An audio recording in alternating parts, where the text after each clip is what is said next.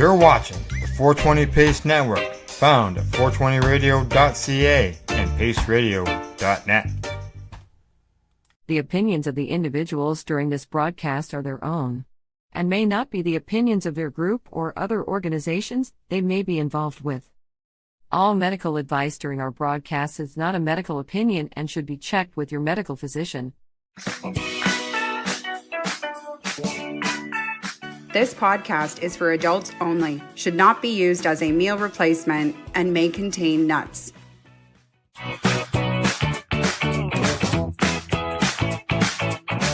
Hey everybody, and welcome back to another episode of the Noobie and the Doobie. My name is Timmy. I am the Noobie. Mary Jane, I am the Doobie. We are very excited to have with us back on the show as a second returnees, Alexis and Jolyn, otherwise known as Blunts and Beans. I still haven't figured out who's the Blunts and who's the Beans, but thank you so much. Yes, you are the Doobie. Nice shirt, by the way. I feel like I need to point out she's a Doobie, not the Doobie. That's right. There's only one the Doobie. Wait, do the shirts say the Doobie? No, it should no, say it says a Doobie. Okay, Yeah. good. All right. Yeah, All right. see, I thought we mine had messed says that one up. The Doobie. And I'm assuming, Alexis, yours was lost in the mail. Is that how it's worked? Yeah, I guess so. Yeah, it was lost. Okay. All Or right. maybe she just wore it so much because she loved it and it's gone. Well, we really appreciate you guys being back on the show, and there's so much to talk about that we didn't get to talk about last time. For those that are tuning in though and maybe didn't watch the last episode, let's just make it very clear. It's kind of split down the middle here. Jolyn and myself are besties, and Alexis and MJ are besties. So there is a little bit of a relational divide going on. And if you notice, I got to sit next to my bestie. Yes, she wanted to sit beside. Yeah. I'm gonna have to reach over. Hi. No. I got you. You guys are too cute. It's funny. You guys decided that very early on. You're like, Jolyn, you're my bestie. Yeah. And there was no question because Alexis, I was like, yep, I want Jolyn anyways. Oh, well, this. Oh my God. I'm kidding. I love you, Jolyn. This show, I love you. This show is starting off like no other show has. So, like, before we get into questions about life in general, is there anything? Because we're gonna put this thing up probably a couple days after we're recording. It's about to go up because you guys got big things. Yeah, that's the fastest I'm gonna say I've ever gonna be able to edit and then get it uploaded because I'm like, we got news. Well, we don't have news. You got news that we want to like. And we want people to know that we're going to talk more about this later in the episode, but give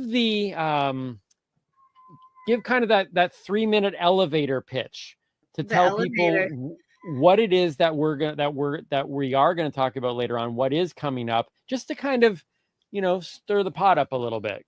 Do you want to be the music or I'll be the music?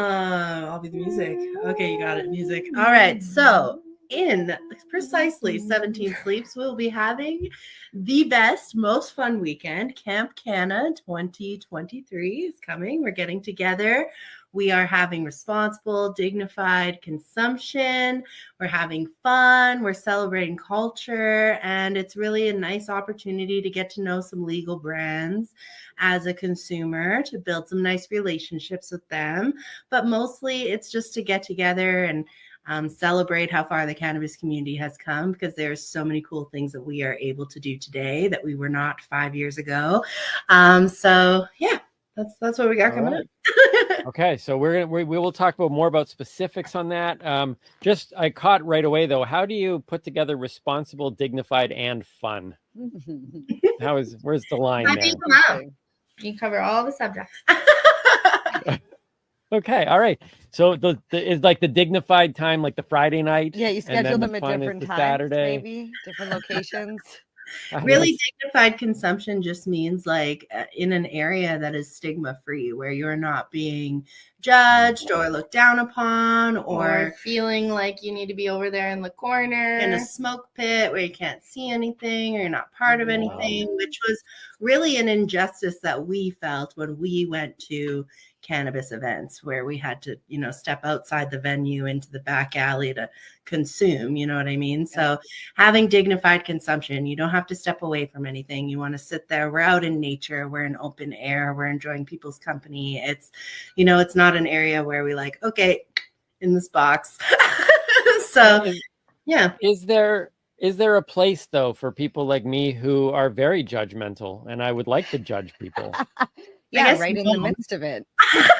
No, you can sit there in the middle of all of it, okay, and watch everybody and If you judge don't want to be because judgy and you just want to people watch as a non-consumer, you're welcome to come too. Last year, 10% of our pass holders were actually non-consumers, and they just came to have a good time and to enjoy learn the atmosphere. Yeah. Okay. For some education, like in the places that are governed today, there's no education able to be given. So, it's kind of, some people are curious, even if they're not consuming themselves, like you. So, although MJ tried to give me a teapot, the lemon iced tea. Yeah, that's infused. We picked it up from Tokyo Smoke, and I was like, crack it open, and I smell it, and it smells just like Nestea iced tea, and I'm like, come on, like, do you think one sip wouldn't get you high, would it? Yeah, just like a sip. It was peer pressure all over the place. Have you ever accidentally done that though? Like given him something and like, this is so good, you have to try it, getting wrapped up. And you're gonna talk. I know exactly. She didn't accidentally give me something, but above her stove, it's not there anymore. There was a bottle of oil, of which I was going to cook with, because I'm a progressive male. So I went to grab the oil, and she was like, "No, it was in the pan. He had already put it in the pan, and he's heating up the pan." And I was like, "What oil did you use?" And he's like, "Huh?" And I was like, "That one." I was like, "No." I grabbed the pan. I was like, "No." Toss the pan in the sink. I grabbed a new pan. He's like, "What are you doing?" I was like, "That's cannabis oil." Yeah. He's like, "Why is it next to the other oil? Why is it not labeled?" I was like, "It is labeled." She's like, "Where? Where is it labeled?" And he's looking at the bottle. For the person who complains about cannabis labeling all the time, and she's just like, "Well, who just picks up someone's oil and pours it?" And it's like, how about the guy who wants to eat dinner and he's been staying here at the house? In all fairness, the labeling that I had was a chalkboard shelf, and the label was on the chalkboard. It said Pink Kush cannabis oil, and it had an arrow to that bottle. So if the bottle, because the bottle's always going to be right in that spot. Hey, my kids know not to use that. I figured that he would. Like, it would have been a fun night for sure. A fun day. That was breakfast. Well, enough about us.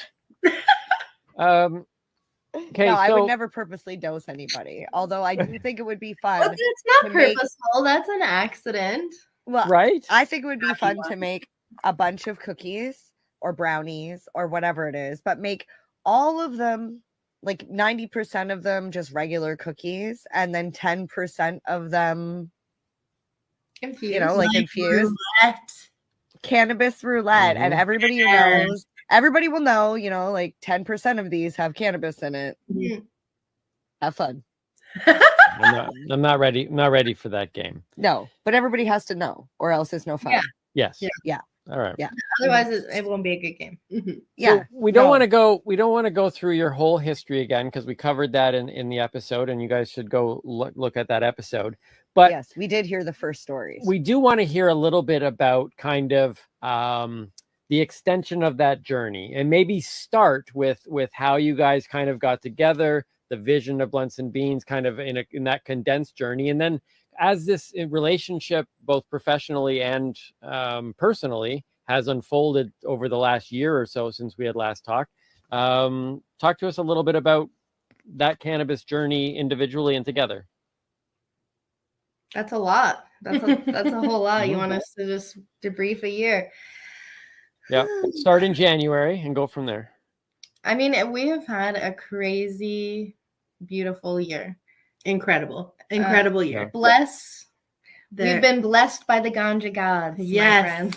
I often say that sometimes, because we're in the hustle and bustle of it all, and we're doing something there's no like guidebook, you know?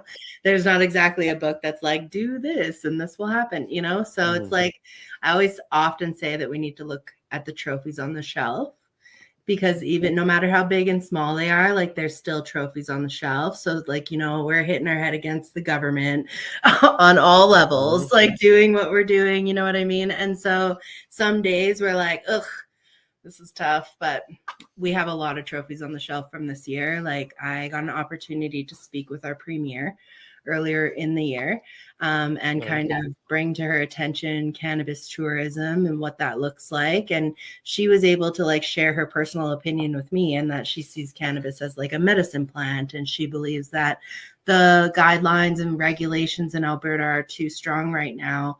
And I don't want to take like credit or anything, but the first thing she did as she got reelected was moved AGLC, which is our governing body of cannabis and liquor, underneath the red tape reduction minister, away from the finance minister, which is huge for anybody operating a business in Alberta. So like that's crazy, huge trophy on the shelf there. But yeah, really, it's just been like crazy how organically, like how everything has just happened organically this year. Like it was just a matter of like, oh, hey, like, would you guys be interested in doing this? Like we rolled the world's largest doobie. A year ago when we were on your podcast, that was the first podcast we had ever been on. Yeah. And since then, I mean, we've publicly spoken at a couple events. We've been to Toronto.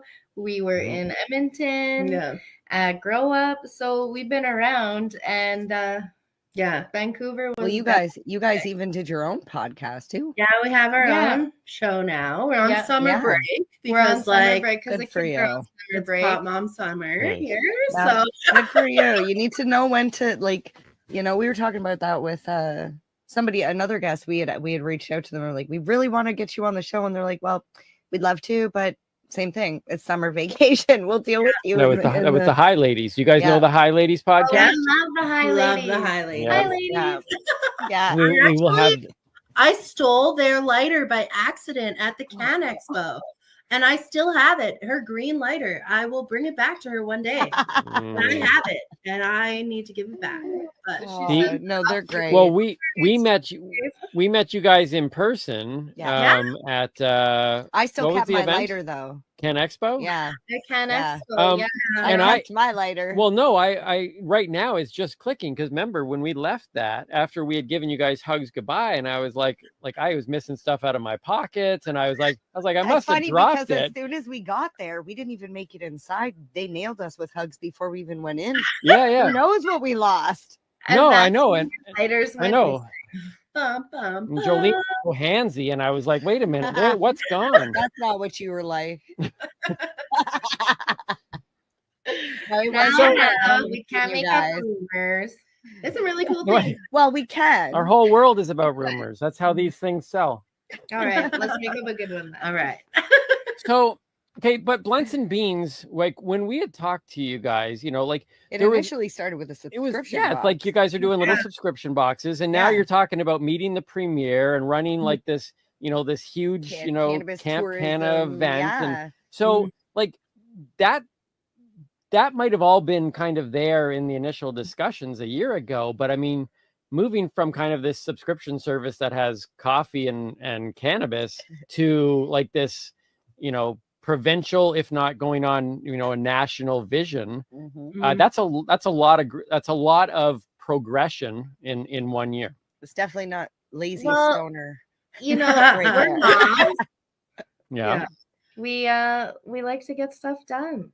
And not only that, but when we had the subscription box, we wanted to have a coffee shop. We wanted to have the experience we were giving people in the box in real life, in a little cafe that we had lived at, and we had our whole little movie moment. And that's just not possible. And it got to a point where we were tired of waiting for someone else to do it. And we're doers. So We put our mind to it, and we've been chipping away at it, and we've been making a ripple, and it's slowly turning into a wave. So that's been cool to see. Just last week, we sat down with our premier as Alexis, or our MLA for this area. And when we sat down with him, like, our goal going into that meeting was we wanted to set a standard for our area. And we were going to start picking at him because, you know, we've talked provincially. We are on boards that are talking to federal government. So we needed to get to our local guy. And so it was really crazy when we stepped in there, and he loved everything we were saying. He was on board. But not only that, he didn't want to make these changes just in the municipality. He wants to set a standard for Alberta. And I think otherwise we're just jumping the hoops again and again in each region, as opposed to being a unified front. And it like maybe sounds a lot different, you know, the subscription box to like where we're at now. But I think like on a very level, like foundation, like Jolene said, like we're moms, but we parent in a way where we provide experiences to our children, and we bring that through into our business a lot because we want to provide experiences for people where they feel welcome, where they feel dignified, where they feel good, and like, you know, where they can feel celebrated at the end of the day. And we're so lucky to have the supportive community that we have that's kind of just opened the doors and let us provide this experience for them. Because like last year, when I was calling people to ask them to help with Camp Canna, I first had to tell them what Camp Canna was. And like I know we never done it yet, but we're gonna, and it's gonna be great. And like, you know what I mean? It was a completely different conversation last year versus this year. They're reaching out to us. They know what Camp Canna is. They've seen it with their own hands. They see the vision, and people have bought into that vision now. So, I mean, that's just like, it's crazy. Like when I think of like, I truly hope we can get you guys there, because the growth from last year to this year, just in the event, is like astronomical. And it honestly could not be that much growth if it weren't for our supportive community. Like we have spreading the word, people screaming from the mountaintops for us. And it's just like, if it weren't for them, it would be like not even comparable. It's so amazing. It's so good. Not only them, but our community and our herd at home. Like we wouldn't be able to do what we do without the support system we have. Like we have 5 kids between the two of us who are between 6 and 13. So, you know, they still like to have us around sometimes. Occasionally. Yeah. So, you know, we're definitely blessed when it comes to a support system who believes in us going after our dreams. Yeah. So there's a couple things. Number one is the whole thing of a lot of moms might have these same sort of visions, but I hear this term a lot. I'm just a mom. Yeah. And I don't have the time. You guys though seem to express that, you know, because I think just anything needs to be pulled away when people they limit themselves by doing that. Yeah. Was that a hurdle for you initially to be able to get past that on personal level for both of you to go, I'm not just a mom, I can do this? I think this is something that we have to deal with every single day. Like, you know what I mean? Like, this is, at the end of the day, they're children. They're only going to be children for so long. Like, I know that that's something that, like, I have a separated house. Like, my daughter goes to spend time with her dad. And so I don't feel as guilty as maybe, and I shouldn't speak for you, but I don't feel as guilty as maybe Jolene does, leaving her children who are used to her being in their home 24/7 and never away from her. Right. So like, I feel like we go through very different experiences as being working moms.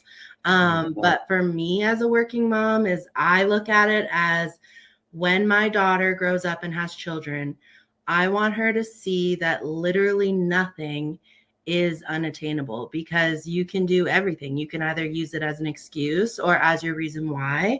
My mom was 15 when she got pregnant with me. A lot of my childhood upbringing was, well, don't get pregnant because your whole life will be over. And like, you know what I mean? Like that whole like rhetoric, but my life is not over because I'm a mom. I'm a whole ass person over here, and she will grow into being such a better person because she sees me be my authentic self and not just the mother figure. You know what I mean? So if you're 4'2" and blind, you'll never be in the NBA. I don't care how much people say follow your dreams. You never know. Watch me. You never know. There's Watch the me positivity. fly. Yeah, there's the positivity. I don't know. I think if we all concentrated on the fact that we're supposed to be unique individuals who leave our mark on this world, it could be a better place. Mm-hmm.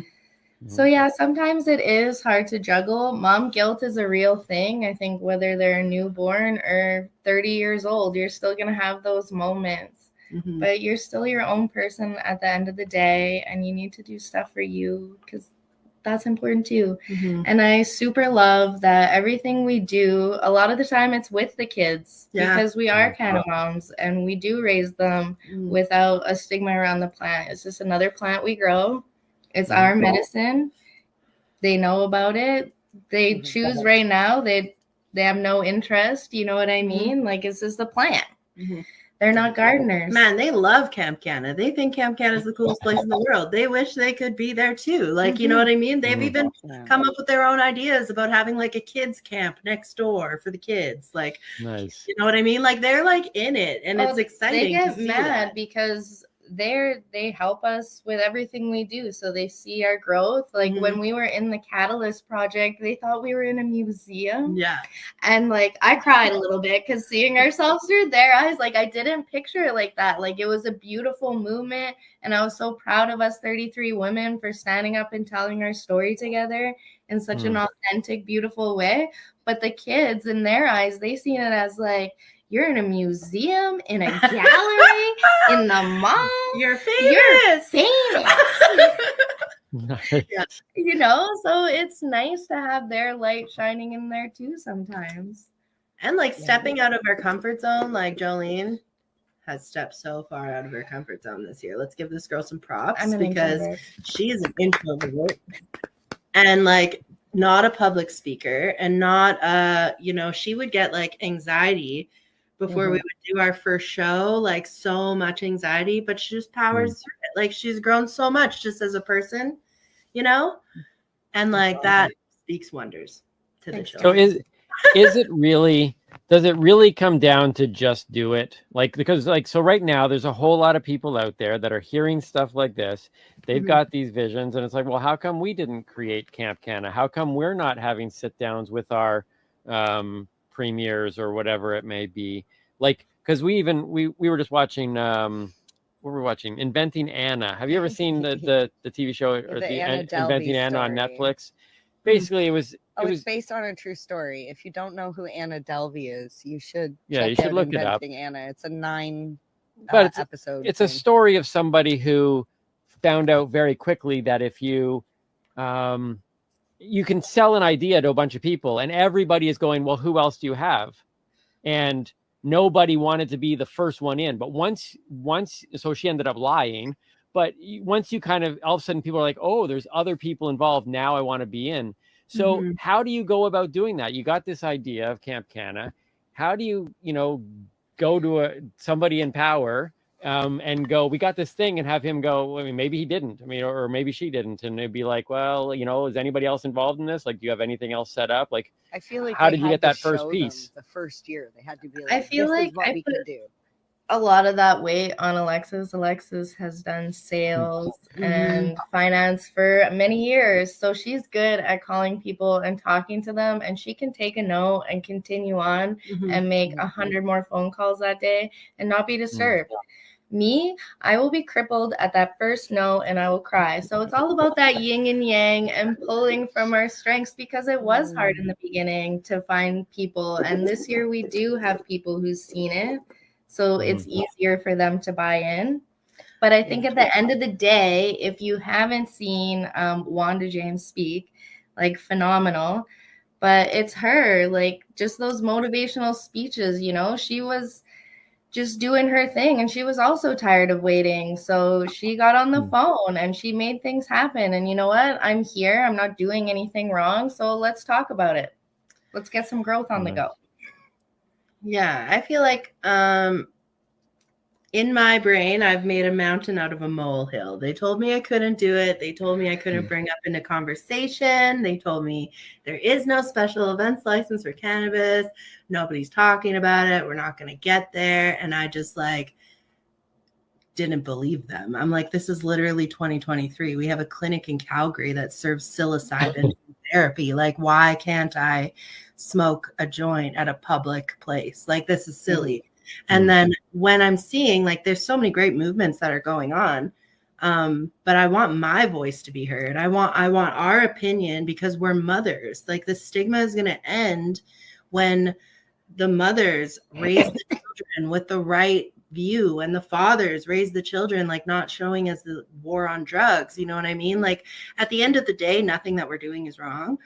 We're completely positive with this. And so I take that confidence when I'm like talking to people, just like, come and see for yourself. Like our MLA, please come to Camp Canna, please check, please explain. But we also have to like I feel like I'm skilled in selling the vision, because I believe in the vision so much. And so when I say I made a mountain out of a molehill for dignified consumption, like, I'm prepared to die on this hill. Like, I'm prepared to die up here on this mountain, because my daughter is going to turn 18 years old, and the only public event for her to go to is surrounded around alcohol. And there's no other option for her right now. And I'm not okay with that. My daughter's going to be 18, 12 years down the road. Like, we got to do something about it now before it's too late. And I think that, you know, maybe if 18-year-olds had a secondary option, there wouldn't be as much, you know, statistics prove alcohol is just not as safe. You know what I mean? Let's have an alternative. And so I think that's just something that if we don't, who will? Because I've sat here and waited. Yep. You know? Well, I know we're talking different provinces, because we're in Ontario and you guys are in Alberta. But here in Ontario, like, we go to a place like Canada's Wonderland. And as a cannabis consumer, in order to even be allowed to carry my cannabis into the park, I have to have my medical documentation on me. And as Timmy can attest to, it creates a problem at the gate, and you have to be very polite and firm in that you are allowed to carry it, and that it is a medical thing, that they're because they don't know. This guy doesn't know from that guy. You got to call the head guy. And then like it was like 5-10 minutes, and then they're, sorry ma'am, no problem, just make sure you have that license. I said, yep, I don't travel without it, it's fine, I got it. But while we're inside, if I want to go and have a joint, I still have to leave the park to go and consume it. But this is the part that bothers me. While I'm standing in line for the 20 minutes, half an hour, whatever, I'm getting bumped by the person behind me, because they're not paying attention, and they've got their beer in their hand and they're bumping into me. I didn't mean to bump into her. I was trying to keep my distance, but it just... Well, in all fairness, I shouldn't have made you carry all my beer. That's true, too. Well, no, but it's ridiculous. Like, in our morning show, we covered news stories about, you know, Ontario talking about Ottawa actually saying that they want to put more graphic warning labels on cannabis. Now, my daughter sees these cannabis containers in my home. She knows that this is medicine. She knows that this is a tool. She also sees cigarettes in my home, because I smoke cigarettes. There's graphic warnings on cigarettes, rightfully so. They should be there. Yeah. But I'm judging now, just so you know. There's no lock on your cigarette pack, though. Pardon? There's no lock on your cigarette pack. No, there isn't. But however, I can take my daughter. I have to leave her in the car to go into the cannabis store. But I can take her into the liquor store where the bottles are all on the shelves that she can reach. Not a single warning at all on an alcohol bottle. Policing, when we were on the tourism panel at Grow Up, we spoke with City Councilor Michael Jans, and he said that when it comes to councils, like city councils, the largest cost for any municipality is policing. And when they think about, since cannabis became legalized, there's basically zero incident when it comes to policing cannabis. So at this point, what's the harm? I don't understand. We have data, we have reasons, and we just don't have enough voices. So I will stand up and be that voice if we need to. So what is there's so many hurdles. I mean, we have the conversation here all the time of people saying, well, it's legal now and the fight is over. The fight is not. As a non-consumer, I'm looking around going like wait, this is legal? Like you would be you almost feels like there's more restrictions and more rules in place than I ever would have thought. So out of all the stuff that still needs to get done in terms of what your vision is, what's the primary hurdle? What is the one that is? What are some of the biggest? The one that you're facing right now, going, man, this is a tough one. Man, where do we start? I think I thought you said men. I'm like, yep. I mean, we're at a point where we feel like we need to go right back to that foundation, because when you look at the medicinal cannabis, how it's been rolled out, and indigenous brands, excise tax, like we could go on and on. The little guys don't have a leg to stand on out there. I mean, it's sad for the industry, but the government, they're raking it in out there. 1.55 billion in a fiscal year last year, to be exact. But the government's laughing. I think tourism. Yeah. People want to come and tour. Like Alexis was out for dinner while we were at Grow Up. Oh, yes. And there was the family from the UK that came because they wanted to experience the cannabis culture, but they couldn't find a joint. They didn't know where to look. I gave them one. Don't you worry. But there's just so many areas. And that's a cannabis event. Yeah, that's the sad thing. That's a cannabis event, and people go there looking for sometimes more than just information, but like experiential information. They weren't at the event. They were just in town. I was just out for dinner in Edmonton, but but that's a huge thing though. Like, we're not allowed to actually have any. The big thing for me is promotion. This industry is going to fail if we do not change our promotion guidelines. If I cannot advertise my new products, if I cannot explain the benefits to my products, if I cannot try to bring in new customers or new consumers, or, you know what I mean? There's a million products out there. Some people have no idea where to even start, but I can't also advertise to you even about Camp Canna. Like, we got reached out to from Health Canada just recently. They were concerned about how we were, like, they just cited the promotion laws to us as like a, hey, could you tell me more about your event? But keep in mind, all of these things are illegal, like making it look glamorous or fun, or portraying a certain lifestyle associated to cannabis, or anything like that. So the culture of cannabis, portraying the culture of cannabis could be technically, it could technically be against the legislation, right? So that to me is mind-boggling. Like the alcohol promotion guidelines, like, you can promote anything, you know what I mean? Literally anything. And you can have it on radio stations, on TVs, you can put it anywhere. But we've reached the peak of cannabis consumers. That's what the finance critics said last year, that we've reached the peak now. And almost every, like, I would say 4 out of 5 cannabis companies I talk to are struggling. And if they could just promote why they even do what they do to help get some consumers, like some brand loyalty, perhaps they'd survive. But unfortunately, everybody's kind of stuck, hands tied. You can't share what you do. So you're clearly on the radar then, if people are coming to you saying, you can't do this and that, which is good. You want to be on the radar. Well, I mean, it's not that they said that we can't do it. It's that they're like, hey, can you explain yourself? Yeah. And they're like, and be careful how you promote it too. Cause like, I don't know if you're aware of this, but like, if I were to call a local cannabis store and say, hey, do you have Sun Farms Pink Kush? They could tell me yes or no, but they could not tell me if I asked, well, how much is it? They can't tell me the price. They could, because they don't know if I'm an adult. There's no way to verify if I'm of age. So they need to make sure that I go into the store.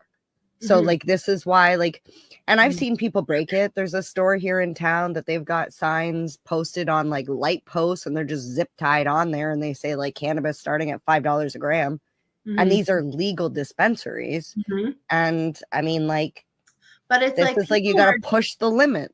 Yeah, people I think are also acting from a point of desperation right now. Like there's so many people that are just on the brink, like a month or 2 months away from losing it. And at the end of the day, like that's what else are you going to do? We had for us, like Health Canada didn't tell us not that we were doing anything wrong. They simply, it was brought to their attention. They have to follow up. They sent us a thing. At the end of the day, there is no special events license for cannabis. So unfortunately, you have no governing authority over me whatsoever.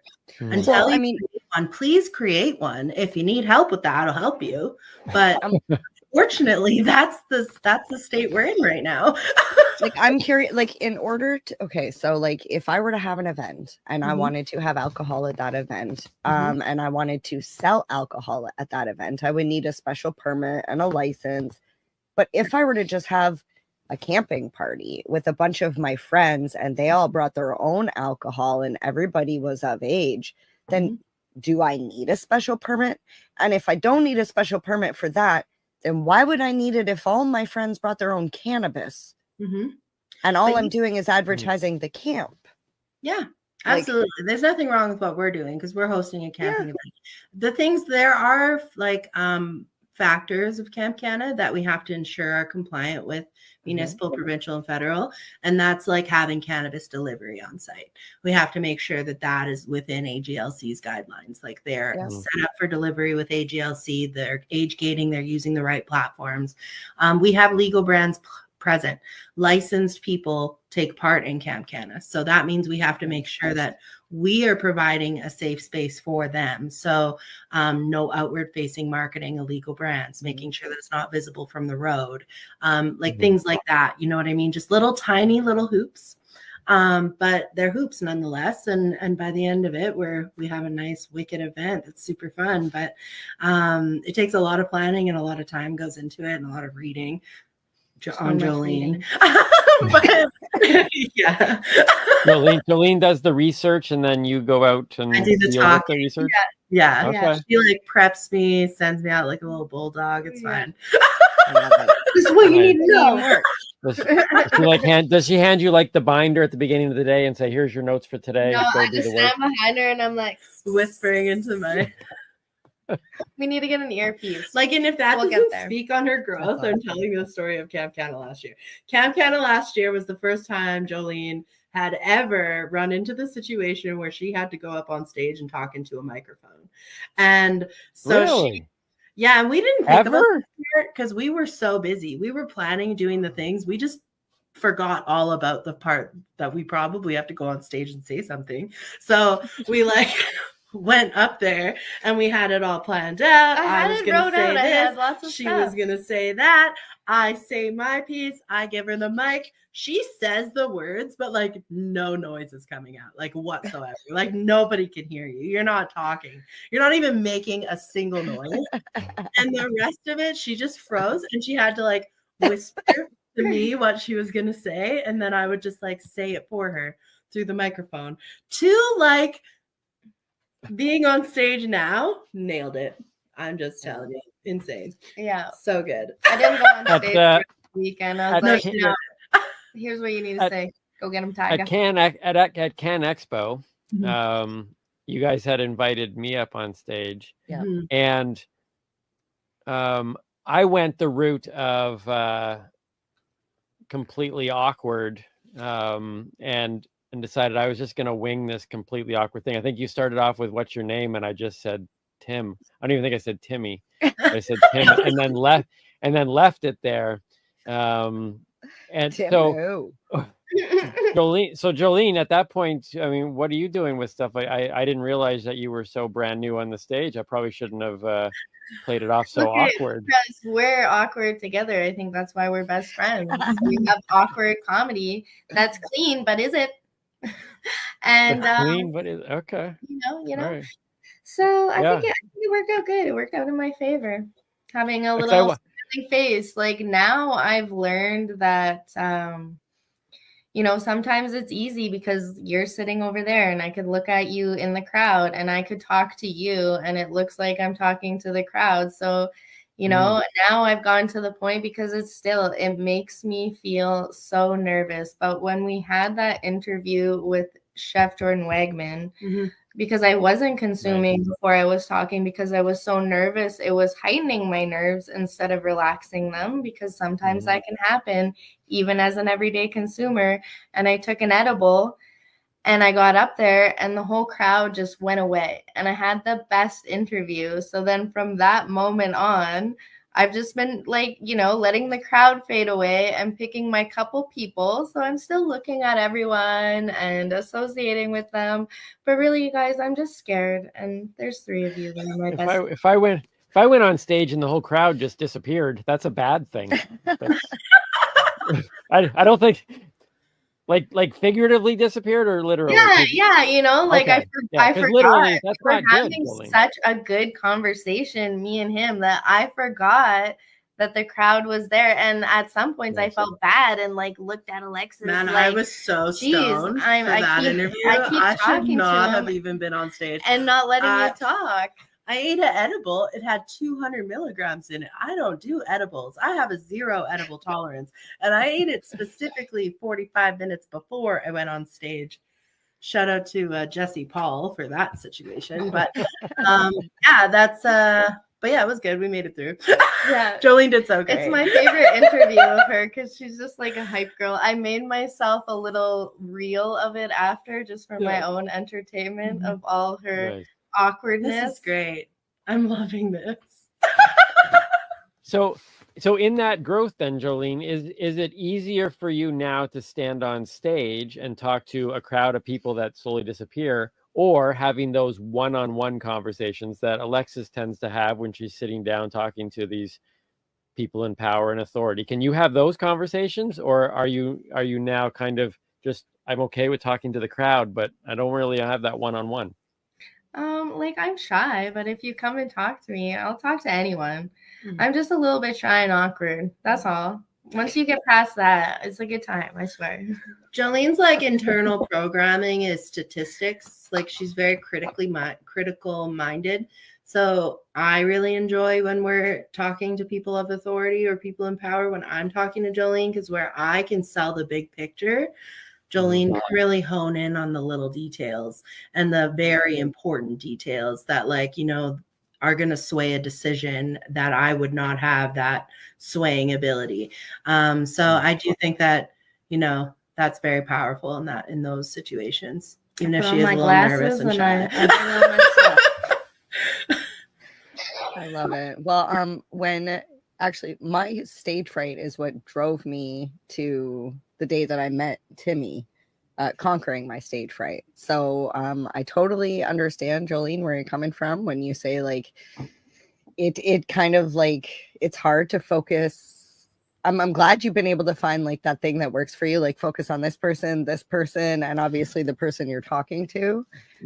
But I will say that now, I host trivia, and there's nothing that I love more than that microphone in my hand. It's I even bedazzled it because I just love it so much. So I'm hoping one day you'll get there too. You'll get to that point where you're like, I got this, Alexis. Yeah.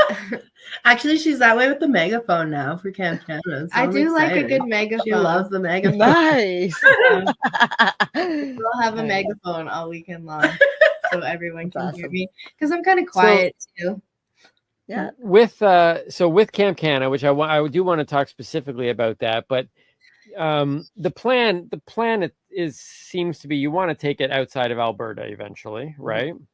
You seem to have a wider vision for everything going on. What have you discovered about the state of Canada versus Alberta alone? When you start looking at about how we go across here as one nation that has legalized it, how different are all of the provinces currently? They're all so different. They're all so different. Different. Manitoba's still fighting. You could, for growing your 4 plants, not only could you go to jail and get criminal fines, but you could get $1,000s of dollar fine. 100,000. $100,000. Quebec, Wow. you're not allowed to grow your 4 plants. You know what I Mhm. mean? And they fought, and it went all the way to the Supreme Court. And unfortunately, they decided that, you know what? The province has this one. Mhm. Yeah. And Well, I you mean, can't even it's consume different. smoke It's outside in Quebec. everywhere. Like Mhm. some places have regulators. Like out east, it was the government running it, and there was some small businesses. But now we're seeing these cute little farm gates be able to pop up where they actually have like a little farm, you know, fresh stand table situation going on, and that's needed. That's necessary. So we can have these conversations. And I feel like, you know, maybe you wanted to get a little education and step into an Indigenous brand store. In Ontario, you would have a lot easier of a time than Alberta. Mhm. Alberta is the most taxed out of all provinces and territories if you're a licensed producer, and that's really hard for those little guys. So everything is so different everywhere. So that's why it's so important that you're hitting all 3 levels when it comes to federal regulation and the acts, provincial or territorial, depending where you are, and then your municipality where you sit too, because that can even change it. And you know, stuff rolls downhill fast, guys. That's all I'm saying. Was Alberta, in terms like, was that a good place to start Camp Canna? Were you able to learn a lot that would make it easier in other provinces? Would there have been an easier province to start in? How would that have looked? I think that They all have their they hurdles. all have their hurdles. I think Alberta was the best to start it in, honestly, because we live here, number one. Generations. Yeah, for generations in this area. Also, when we started, we were like, eek, the stigma is real in our community. Y'all. Like, this is, you know, That's why you got your curtains closed. 30 years in the past. And so we just, I don't know. I just embodied it. I'm cool with it.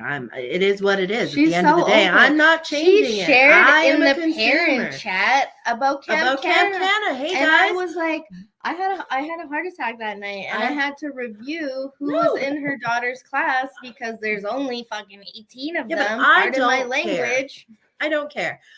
If you would like to participate in something that my business does, I'm going to share that with you, because you would share it with me if you were a dentist, a doctor, or whatever your business does. If you were a plumber, you would tell me, and I would call you if I needed it. Maybe you need a weekend away from your kids, y'all. I get it, dude. Like, come to this. You don't have to consume, but come. It'll be fun. And maybe that will break the stigma when we just don't care anymore and we just start inviting people. And it is what it is. Come and join it. Once you get there, what are you going to say? Oh, they were smoking weed. Meanwhile, at They were baseball happy. practice, I'm like, why are they all staring at us like that? What's going on? Clearly, they're talking about the parent chat, guys. Yeah. So some of us embody bit more. the non-care a little more than the other. Yeah, I think I gave up caring. Once I came out to my kids, once my kids knew what cannabis was and why I used it, I was like, you know what? And especially I got my medical license. I was like, I wear weed pants. I go out. I literally like. We both do.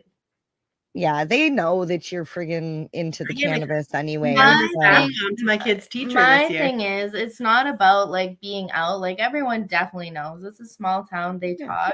It's for me. It's one thing knowing. It's another thing like seeing. And I feel like sometimes the kids get a little bit of stigma shade because of it. You know, like. I think maybe, but your kids are always fed and dressed and on time and happy we don't know that, and actually. clean. We actually don't know that. I follow them on Snap. I know. Yeah.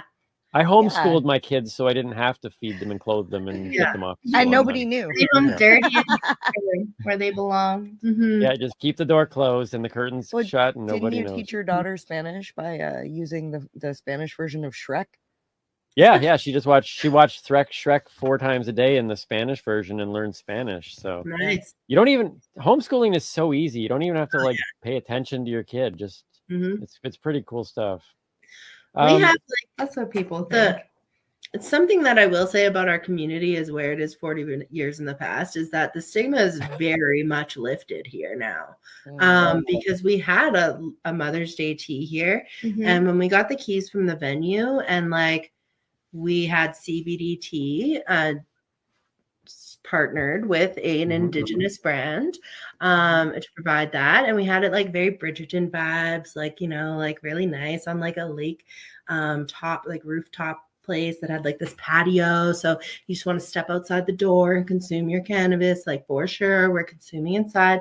And when we got the keys from the venue, they were like, so what are you doing again? Like they were a little worried, like you can tell. They're like, yeah, I don't know about this.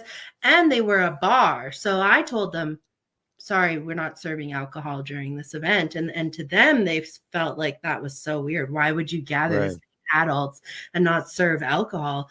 But anyways, it was interesting to see them as each guest came in, their opinion of stoners change when they saw these like industry leaders well put together, like, you know, like the ladies, they showed like there it was so many fun. Beautiful women there. And then at that the end, like honed into it. At the end, they're like, do you girls put on any other events? Like, can we maybe put up a poster next time you have one so we can tell people about it? Like those kind, it just takes somebody doing it for people to experience it. And then it's just easier from there. So I think that's really has that like started to snowball? Because I know, I mean, we talked about when we on the first interview, we talked about that stigma, being the mom, you know, you're waiting outside for your kids. Has this small community, is this something that is kind of exponentially stigma is falling down, or like how is that unfolding?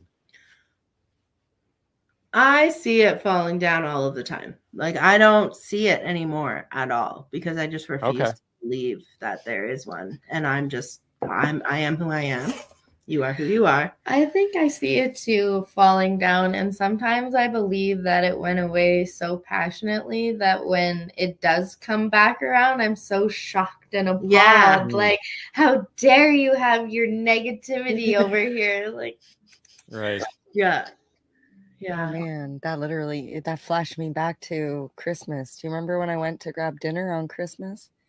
There's one man, I always, when I see families or children, I always make sure I like move away from them. Like I'll cross the road. When I'm smoking, I don't want, even when I was a cigarette smoker, I still would cross the road. Yeah. So, I remember I didn't even realize that there was a family behind me when I crossed the road. So I like tucked over to the thing and I was like, oh, sorry. And I moved over to the side. And then when the light went green the other way, I let him go first. And he made a comment about how I was going, or he said to the kids, he said, remember, just because something is legal does not mean it will not send you to hell.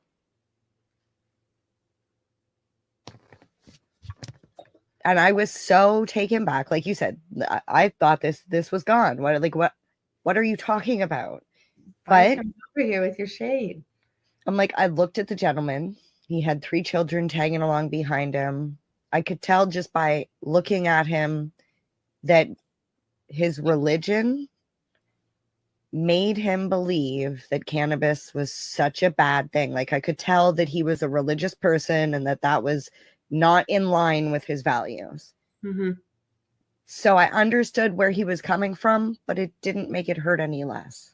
And the part that hurt was the fact that I'm like, now there are 3 little children that are hearing that. And that's not necessarily true. Yeah. So it also doesn't mean that I'm a bad person. No, it doesn't. No, and I'm like, and that's where I'm like, yes, this is why I believe when I went back and I told him, I was like, we need to keep fighting this. We need to keep fighting this stigma because there are still people out there that believe that we're going to go to hell. Or, well, I am. You're not. No, I'm going to hell. Well, I guess technically because you're dating. Yeah, no, there's a lot of reasons why I'm going to hell now. Yeah. I never used to be, but I've checked off a lot of the hell boxes now, apparently. Oopsie. Those are also in line with the fun boxes. Welcome to the that's like food. All the flavor is hidden in the gluten. That's I'm true. convinced. True that. It could be. I'm a firm believer that this next generation is going to be out there and crush generational trauma. They're growing up in a completely different society where cannabis is being used by quite a bit of the population, whether it is just recreationally or for medicinal purpose. So I'm excited to see what this next generation does, because I really believe that they're going to be the ones that heal it and just bring it that final phase. Well, and when more people can provide dignified consumption Responsible, in spaces, dignified fun. yes, in consumption spaces, That's what we're going to call this. We're going to call this episode responsible, dignified fun. When they can see these things all over, where we're not stigmatized, like whether you want to go bowling and go for a break or whatever the activity or it is, it's going to create a space for these children to grow up and see that it's okay. I want it to be more normal to smoke a joint than to go and get hammered. You know what I mean? Yes. But also like in a responsible manner, in the sense that like cannabis affects everybody differently. And if you have a bad experience with cannabis, like we've lost you forever. So when we say responsible, that's just in a matter of do what's best for you, like low and slow rhetoric. Like maybe you don't carry your bong in your purse everywhere you go like I do. But like, you know what I mean? Like whatever works for you. Like and well, just even that's fine too. So like if I'm smoking a joint with Jolene and she doesn't want to finish it, that would never happen. But maybe she didn't want to finish it. I would just be okay with that. And that's responsible, dignified consumption. Instead of being like, oh, come on, man, finish it, you know? Yeah, but it would be nice to have places. Like I know when I was younger, I went to the bar to learn my tolerance. One night I would have one drink. The next night I'd have two drinks. The next night I'd have three.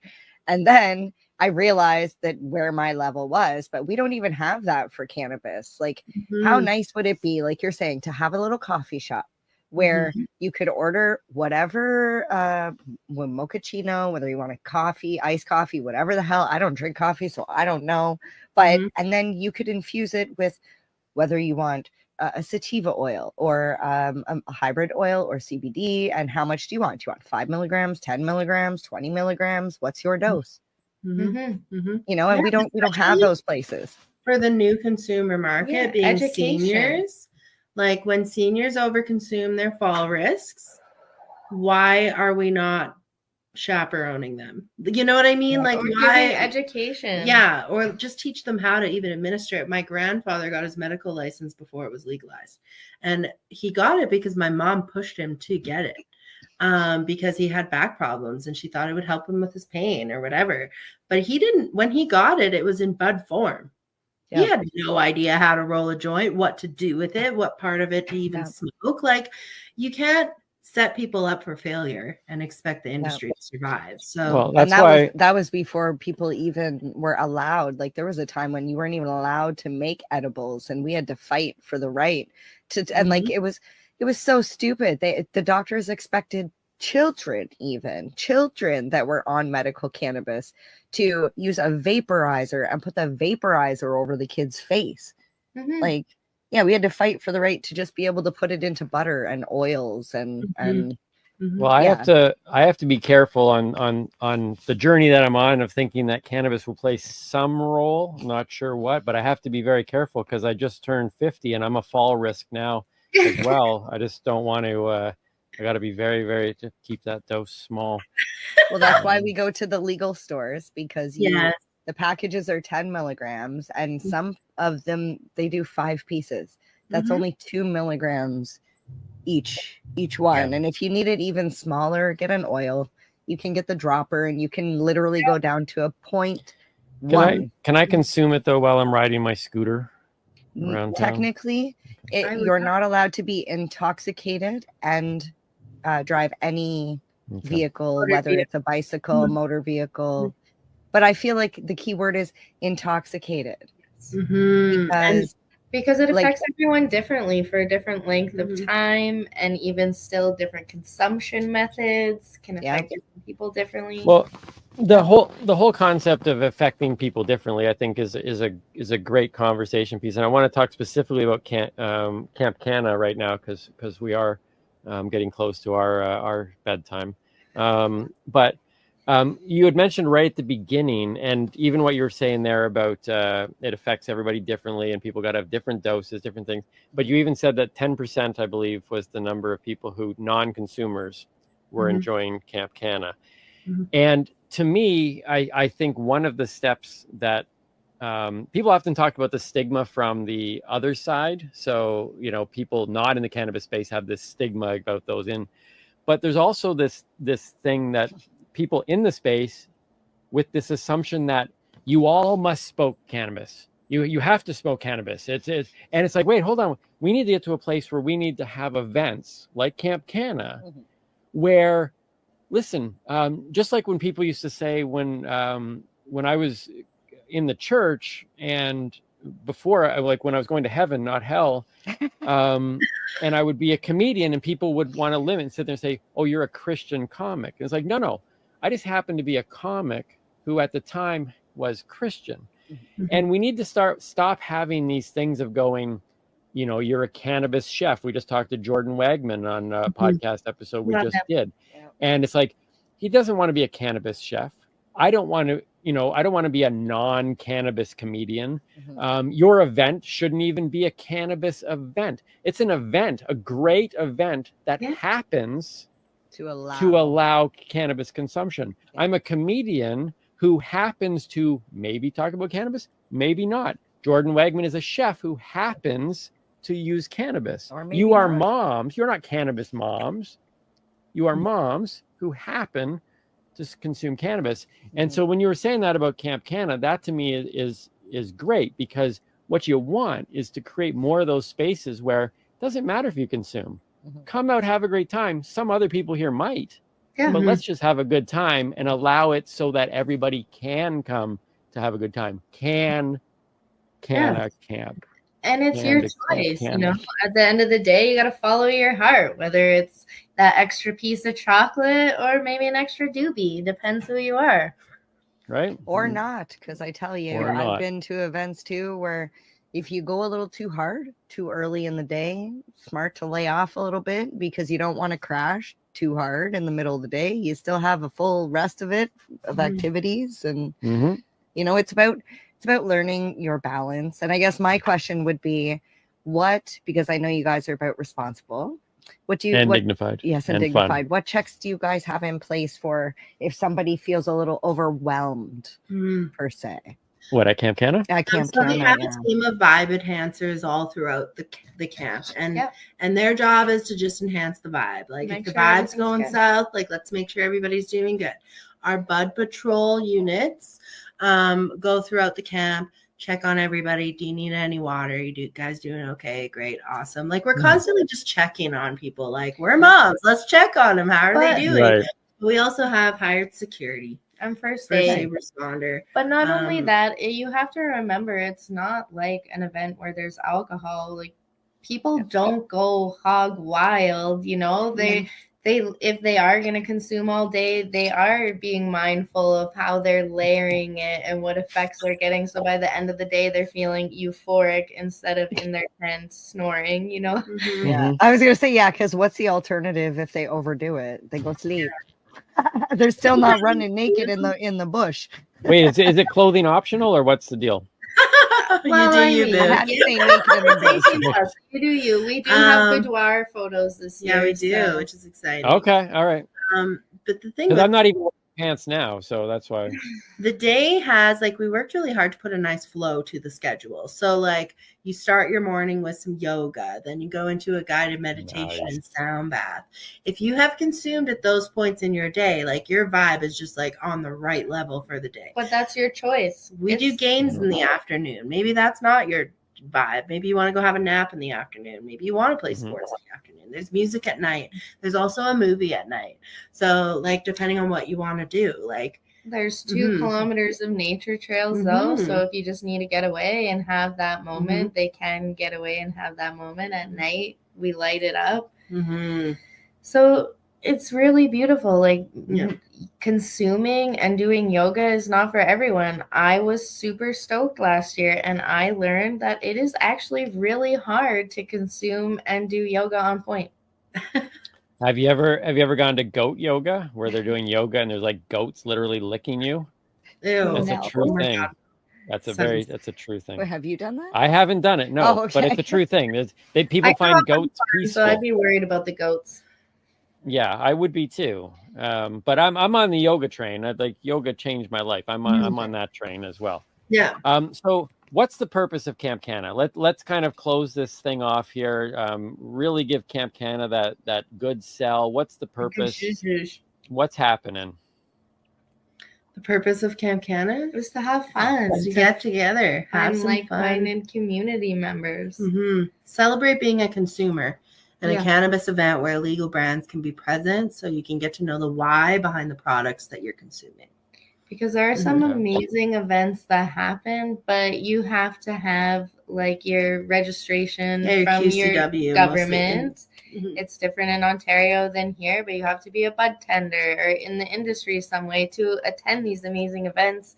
And we wanted the two worlds to be able to come together and Yeah. because one day And we're gonna celebrate have the that coffee culture. shop. The culture was lost in translation through legalization. So we're just trying to bring the culture back to the legal market.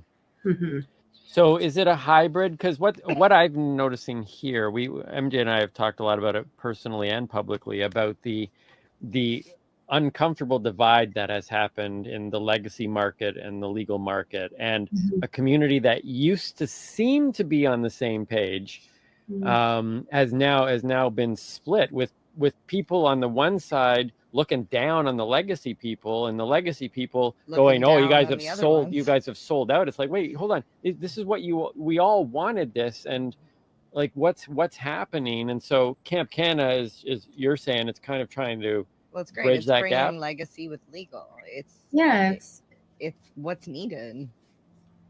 It's not I don't imagine it's like we don't have any legacy brands at Camp Canna, but we do like legacy people, I mean. Yeah, for sure. Like we respect the foundation, but also legal people. It's legal to consume in Canada. Like you know what I mean? Like we are at the end of the day, like the legacy market culture is the right word. They created the foundation for the legal market. They have, the genetics. They had all the things that we needed. And now that we have it, came from there. We see an industry that's just lacking the foundation because the foundation wasn't poured properly.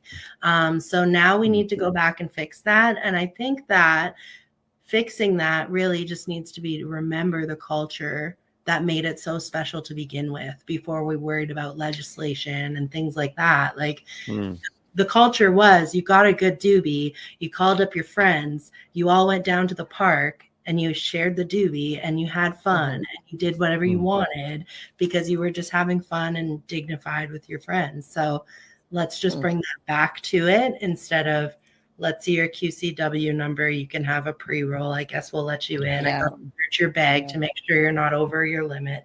You know what I mean? Just bring some culture back to it. Nice. It sounds like the cannabis industry built a mansion, but forgot to do all of the landscaping. Yeah. So that's what the cannabis industry, like this is what the culture, we need to go in and we need to plant the flowers and the bushes and the gardens and the paths and the. That's beautiful. That was beautiful. Yeah. Thanks for building the mansion.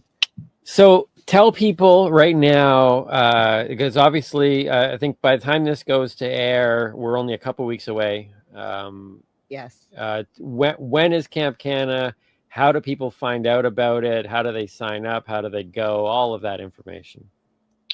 You can get a pass if there's still any available by the time this airs at Camp Canna. Almost sold out? You can find the link on our Instagram and our Facebook.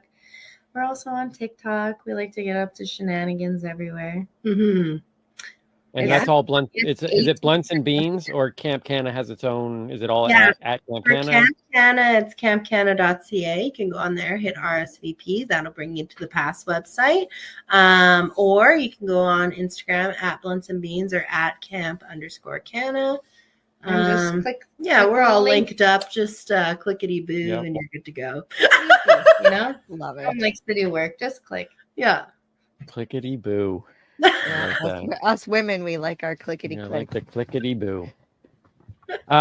Well, Liz, I one day, whether or not we show up in a couple of weeks, or whether we show up next year, or whether we're just drop into the one that eventually comes to Ontario, however that plays out, we want to be a part of it. Always huge supporters. Yeah, we believe in you guys. We're excited about where you guys have come from, where you're going, and we couldn't be more excited for what Camp Canna is and what it can become too. So, although I do want to say, I think you need to stop calling it Camp Canna. You need to call it the annual. Camp Canna, because like it's every year. You want them to know like it's every year. It'll be back next year. Yeah, it will be. I like that.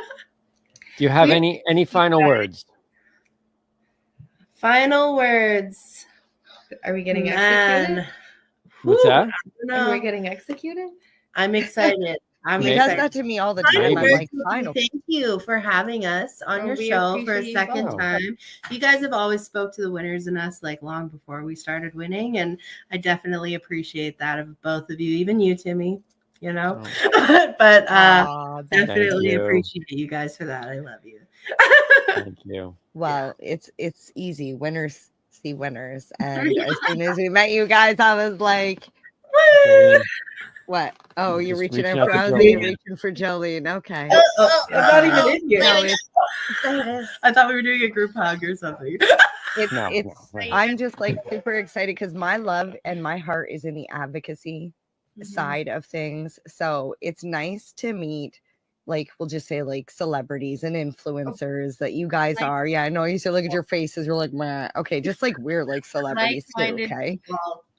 But it's the fact that you're working hard to make change as well. Like, you're not just like, hey, you know, this is great and fun. It's like, how do we make this more accessible for not just us, but for other people too? So I love the movers and the shakers. You're shaking the ground underneath them right now. So keep doing it. Okay, so wait, if we do this and you guys do that and then you lean in, we got a group hug visually. So you got to come in this way. Wait. No, this way. This way. This way. See? There, look at that. There's a group hug. That's funny. Everybody, you need to check out Blunts and Beans, Alexis and Jolene, Camp Canna. All the information's on there. They'll be all linked in the descriptions on whether you're watching or listening. Yep, check out their TikTok and when they start up their and our YouTube channel. We have a YouTube channel now at Blunts and Beans. YouTube. All right, so there you go, and YouTube as well. So Jolene, thanks for joining us today. We really appreciate it. Don't listen. No worries. I'm glad I could be here as well. MJ, Alexis. You. I know. I'm gonna send Alexis a message and be like, "Send me your shirt size." I'm so. Okay. All right, Alexis is getting a shirt, and then Jolene has to get a fresh shirt. Yeah. Is that right? Is it time for the fresh one? I think it's time for a fresh one. All right. Cool. Thank you so much for joining us here on the spot. We wish you guys all the best, and we will talk to you soon. Thank you. Bye.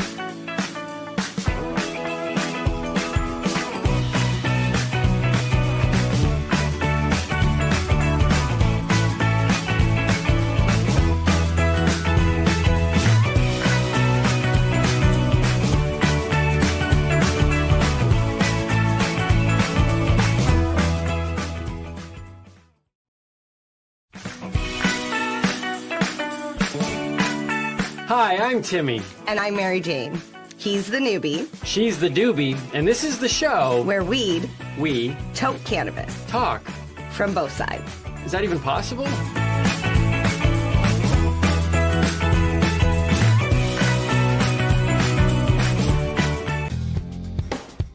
Stay tuned. We'll be back after this toke.